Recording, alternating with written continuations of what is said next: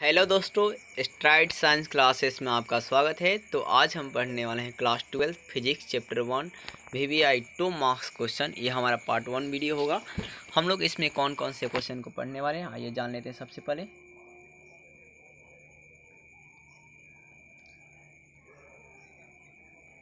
तो दोस्तों हम इसमें देखने वाले हैं आवेश का संरक्षण का सिद्धांत क्या होता है। ये 2012 में क्वेश्चन पूछा गया है। फिर विद्युत आवेश क्या है, इसके दो गुण बताइए। ठीक है, ये भी पूछा हुआ है 2012 में ही। फिर कूलाम का नियम क्या है, ये आपके दो मार्क्स में पूछे गए हैं। फिर आपको अलग से क्वेश्चन आता है 2 मार्क्स में ही कि कूलाम का नियम भी बताइए। इसलिए मैंने दोनों को एक साथ ले लिया। फिर आपका है दोस्तों, पूछता है मुक्त आकाश विद्युशीलता का एसआई मात्रक और विमीय सूत्र लिखिए। ठीक है, ये 2018 में पूछा गया है। फिर है दोस्तों, विद्युतीय दुराघूर्ण क्या है, इसके एसआई मात्रक लिखें। तो दोस्तों हम सबसे पहले ये जानेंगे कि आवेश संरक्षण का सिद्धांत क्या होता है। तो दोस्तों आवेश संरक्षण का सिद्धांत ये कहता है कि आवेश को, सबसे पहले दोस्तों ये जान लीजिए आवेश क्या होता है, उसके बाद आवेश संरक्षण सिद्धांत हम जानेंगे। दोस्तों इलेक्ट्रॉन और प्रोटॉन के आंतरिक गुण को आवेश कहते हैं। इलेक्ट्रॉन प्रोटॉन के आंतरिक गुण को आवेश कहते हैं। याद रहेगा, इलेक्ट्रॉन और प्रोटॉन के आंतरिक गुण को आवेश कहते हैं। और इसका जो एसआई मात्रक होता है वो कूलाम होता है। आइए दोस्तों हमारे टॉपिक पर आते हैं कि आवेश संरक्षण का सिद्धांत क्या होता है।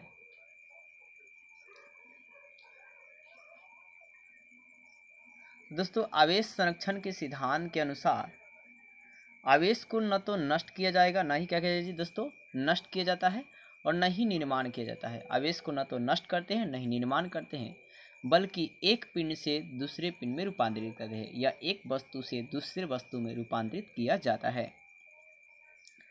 जैसे विद्युत, आपका जो मोटर होता है, विद्युत मोटर, वो क्या करता है कि विद्युत ऊर्जा को यांत्रिक ऊर्जा में बदलता है। मतलब विद्युत आप जैसे सप्लाई देते हैं, इलेक्ट्रिक की सप्लाई, विद्युत की जैसे आप सप्लाई देंगे इलेक्ट्रिक सप्लाई, तो वो क्या करेगा, वो मोटर घूर्णन करने लगा, जिससे उसको यांत्रिक ऊर्जा मिल जाएगी और वो पानी वगैरह का काम निकालने का काम करने लगता है। इसी पर दोस्तों जो जनरेटर होता है या जो जनित्र होता है, वो यांत्रिक ऊर्जा को, जो जनरेटर, ये क्या करता है, एक मशीन है, ये मैकेनिकल एनर्जी को इलेक्ट्रिक एनर्जी में चेंज करता है। मतलब यांत्रिक ऊर्जा को विद्युत ऊर्जा में रूपांतरित करता है। तो दोस्तों आइए रीड कर लेते हैं, आवेश संरक्षण का सिद्धांत क्या होता है। तो आवेश संरक्षण के सिद्धांत के अनुसार आवेश को न तो नष्ट किया जाता है और न ही निर्माण, बल्कि एक वस्तु से दूसरे वस्तु में रूपांतरित होता है या रूपांतरित किया जाता है। दोस्तों आपको याद हो गया होगा, एकदम आसान है। आवेश संरक्षण के सिद्धांत के अनुसार जो दोस्तों सिद्धांत रहेगा या नियम रहेगा, उसके अकॉर्डिंग चलेंगे। ठीक है, तो आवेश संरक्षण सिद्धांत क्या है, क्वेश्चन में पूछा है, तो आपको ही बोलना है आवेश संरक्षण सिद्धांत के अनुसार आवेश को न तो नष्ट किया जाता है, क्यों, मतलब आवेश, इसको आप तो न नष्ट कर सकते हैं और न ही निर्माण, बल्कि एक वस्तु से दूसरे वस्तु में रूपांतरित किया जाता है। एग्जाम्पल के लिए दोस्तों, जो आपका जनित्र होता है, जनरेटर या जनित्र, ये यांत्रिक ऊर्जा को विद्युत ऊर्जा में बदलता है। ये ऑब्जेक्टिव सवाल भी आते हैं कि निम्नलिखित में कौन सा यांत्रिक ऊर्जा को विद्युत ऊर्जा में बदलता है। तो जनित्र या डायनेमो, क्या दोस्तों, डायनेमो। फिर दोस्तों दूसरा उदाहरण है, विद्युत मोटर विद्युत ऊर्जा को यांत्रिक ऊर्जा में बदलता है। जो विद्युत मोटर होता है, विद्युत मोटर इलेक्ट्रिक सप्लाई कीजिएगा तभी चलेगा, तो विद्युत ऊर्जा को यांत्रिक ऊर्जा में बदलता है। दोस्तों आप स्क्रीनशॉट ले लेंगे।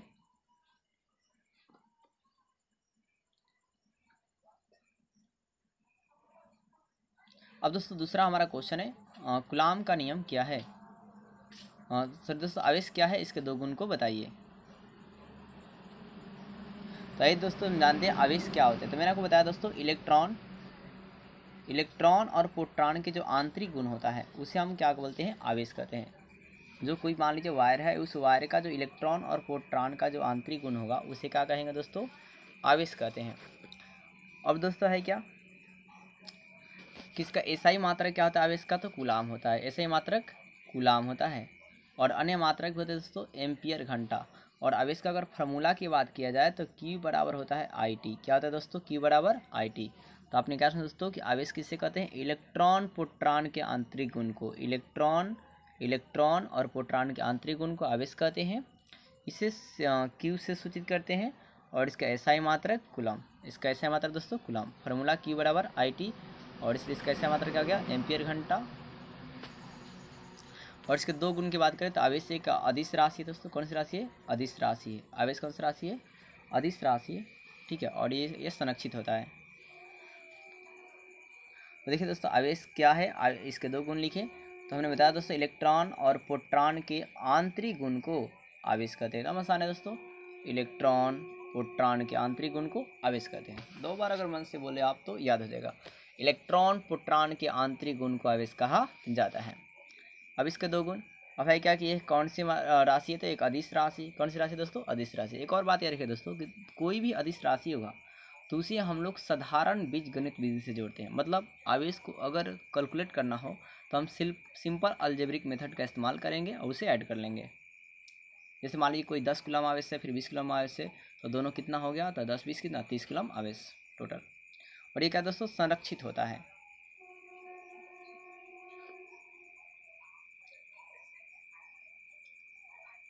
अब हमारा तो तीसरा क्वेश्चन है, ये देखिए दोस्तों चौथा कि कूलाम का नियम क्या है, इसके सीमाएं बताइए। तो आइए दोस्तों हम आप आते हैं कूलाम का नियम पे। तो दोस्तों कूलाम का नियम, तो कूलाम का नियम दोस्तों ये कहता है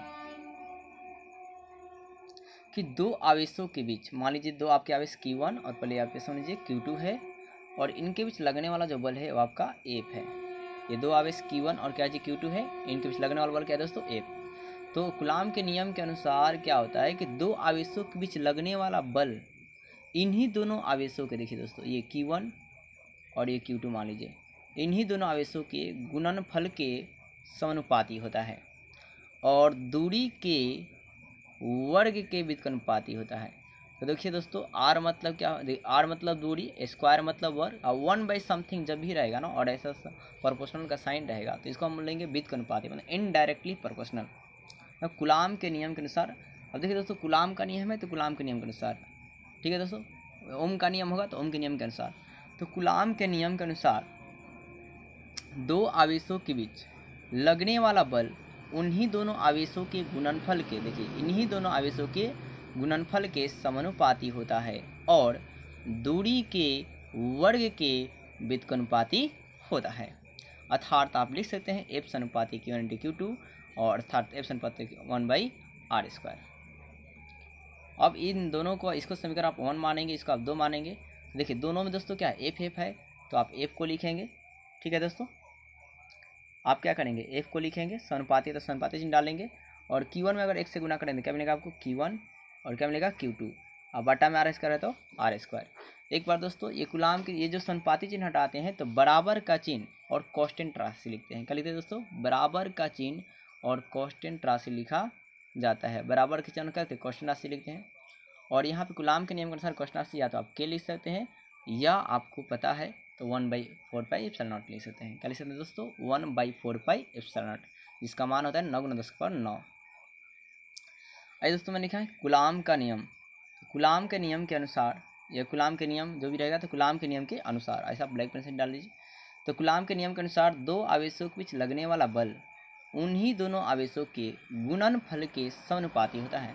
आप 2-3 बार रिपीट करेंगे, आपको याद हो जाएगा कि दो आवेशों के बीच, कूलाम के नियम के अनुसार दो आवेशों के बीच लगने वाला बल, आप इस पर याद कीजिए, उन्हीं दोनों आवेशों के गुणनफल के समानुपाती होता है, और दूरी के, देखिए दोस्तों दूरी के, R मतलब दूरी के, वर्ग के, स्क्वायर मतलब वर्ग के व्युत्क्रमानुपाती होता है। अर्थात क्या होगा दोस्तों, F समानुपाती Q1 Q2 और F समानुपाती 1/r²। इसको समीकरण एक माने इसको दो, फ्रॉम 1 and 2। तो देखिए दोस्तों दोनों में F है, फोर्स है, तो दोनों में हमने F एक ले लिया। दोनों में ये साइन प्रोपोर्शनल सीन है, मतलब समानुपाती लिख दिया। अब Q1 और Q2 में 1 से गुना करेंगे, क्या बनेगा Q1 Q2, और बटा में आ रहा है तो बटा में R²। और दोस्तों मैंने आपको बताया कि जब भी समानुपाती चिन्ह हटाते हैं तो बराबर का सिंबल लिखते हैं। क्या लिखते हैं दोस्तों, बराबर का सिंबल। और कूलाम के नियम के अनुसार कांस्टेंट जो राशि आती है वो आपका है 1/4πε0। क्या है दोस्तों, 1/4πε0। और Q1 और Q2 है तो Q1 और Q2, अब बटा में R² तो बटा में R²। अब दोस्तों K या 1/4πε0 को भी K भी कहा जाता है। तो ये K का मान या 1/4πε0 का मान कितना होता है, तो लगभग आपका होता है 9 × 10⁹ 9 × 10⁹ न्यूटन मीटर स्क्वायर प्रति कूलम स्क्वायर। क्या पढ़ेंगे दोस्तों, न्यूटन मीटर स्क्वायर प्रति कूलाम स्क्वायर। ठीक है दोस्तों,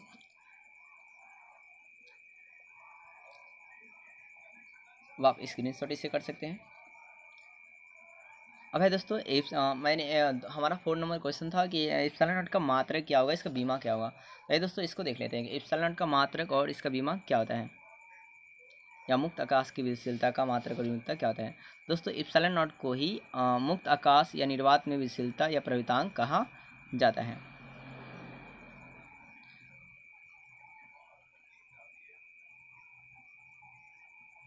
तो एप्सिलॉन नॉट दोस्तों देख लीजिए, एक है एप्सिलॉन नॉट और इसका मान कितना होता है 8.854 इंटू 10⁻12 कूलम स्क्वायर प्रति न्यूटन प्रति मीटर स्क्वायर। क्या दोस्तों, कूलम स्क्वायर प्रति न्यूटन प्रति मीटर स्क्वायर। दोस्तों चलिए हम लोग इसका बीमा चेक कर लेते हैं कि इसका बीमा क्या होगा।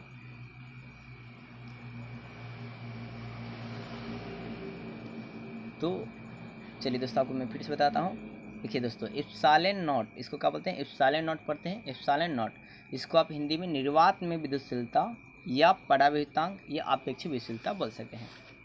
अब दोस्तों इसका मान कितना होता है, तो 8.854 इंटू 10⁻12 कूलम स्क्वायर प्रति न्यूटन मीटर स्क्वायर होता है।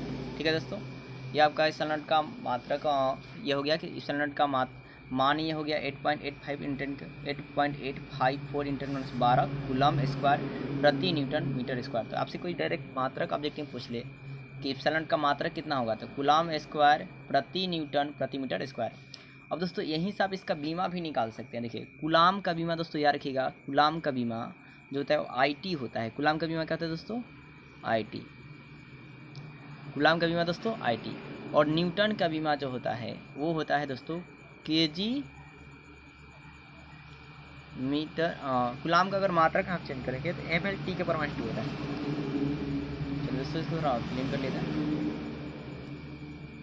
चलिए इसका मैं बीमा निकाल लेता हूँ इसके ऐसा ही मात्रक से। तो दोस्तों मैंने आपको ये बताया कि एप्सिलॉन नॉट का जो मात्रक होता है वो क्या होता है दोस्तों, कूलम स्क्वायर प्रति न्यूटन प्रति मीटर स्क्वायर। अब दोस्तों कूलम का बीमा क्या होगा, IT। क्या होता है दोस्तों, IT। और न्यूटन के बीमा होता है mL/t के ⁻²। ये न्यूटन का बीमा होता है। अब दोस्तों इसमें ऑलरेडी माइनस लगा हुआ था, ये हो जाएगा m के ⁻1 और ये हो जाएगा l के ⁻1 और ये माइनस माइनस दोस्तों क्या हो जाएगा प्लस। और यहाँ पर आपका है क्या m स्क्वायर। तो m जो है आपके लंबाई के मात्रा कहते हैं, क्या होगा इसका m का बीमा दोस्तों l होता है। तो ये स्क्वायर है तो स्क्वायर। अब दोस्तों हम लोग इस बीमा जो होता है mLT के रूप में होता है, तो हम लोग सजा लेंगे दोस्तों। तो m के ⁻1। अब दोस्तों क्या है, देखिए यहाँ पे 2 रुपया आपके पास है और यहाँ पे 1 रुपया कट जा है, तो कितना हो जाएगा आपको, सिर्फ l बच जाएगा। दोस्तों यहाँ पर t के ⁻2 है और यहाँ पर सिर्फ t है, तो क्या दोस्तों t के ⁻3 हो जाएगा। और यहाँ पर दोस्तों i है तो i, तो बीमा का i का जो है i भी लिख सकते हैं a भी लिख सकते हैं। मतलब एप्सिलॉन नॉट का दोस्तों बीमा आ गया m के ⁻1 l t के ⁻3 और i या a।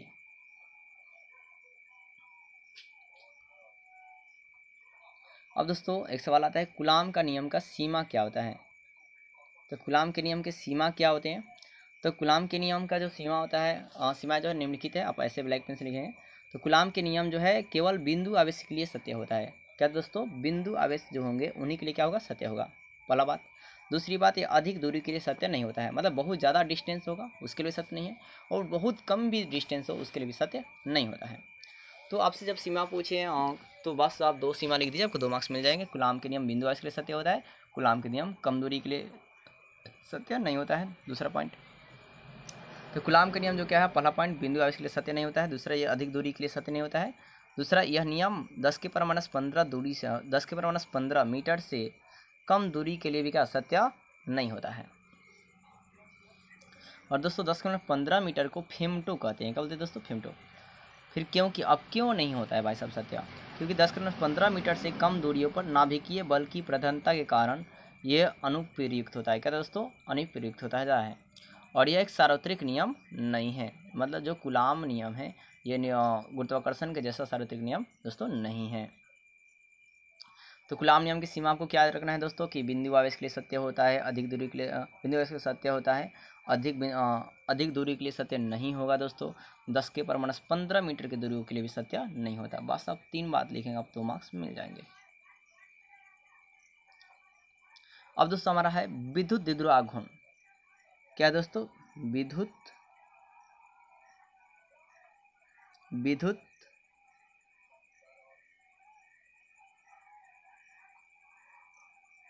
द्विध्रुव आघूर्ण। तो दोस्तों विद्युत द्विध्रुव आघूर्ण क्या होता है? तो दो बराबर दोस्तों, क्या सुना आपने? दो बराबर एवं विपरीत, दो बराबर एवं क्या दोस्तों? विपरीत आवेश के निकाय को, क्यों मतलब दोस्तों आवेश हो गया, दो बराबर एवं विपरीत आवेश के निकाय को विद्युत आघूर्ण कहते हैं। जैसे मान लीजिए दोस्तों एक आवेश है Q, एक आवेश है प्लस Q और दोस्तों एक है आपका माइनस Q। तो इसे कहा जाएगा दो बराबर एवं विपरीत आवेश। क्यों देखिए दोनों का आवेश क्या है? Q ही आवेश है, लेकिन ये दोनों क्या है? विपरीत है। एक के पास प्लस चार्ज है और एक के पास माइनस चार्ज है।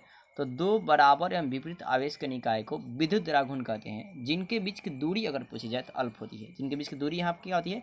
अल्प। और वो अल्प दूरी कितनी होती है तो दोस्तों 12 होता है। क्या था दोस्तों? 12 होता है। और इसका एसआई मात्रा दोस्तों अगर बात करेंगे आप,